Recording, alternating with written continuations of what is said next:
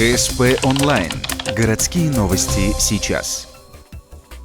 В Ухте определился победитель муниципального этапа профессионального конкурса «Воспитатель года». Лучшей из лучших стала учитель-логопед детского сада номер 94 Камила Исаева. Педагогический опыт победительницы ни много ни мало 15 лет. Тем не менее, готовиться к конкурсу опытный логопед начала еще в ноябре. Название работы победительницы на слух воспринимается сложно. На самом деле, в ее основе нетрадиционные формы взаимодействия с семьями детей. К примеру, мастер-классы. Это проектная деятельность. У нас был проект «Родители детям», когда родители приходили к нам в группу и сами проводили занятия с детьми. То есть и для них это был опыт, и для нас это был тоже опыт, как заниматься с детьми даже в домашних условиях.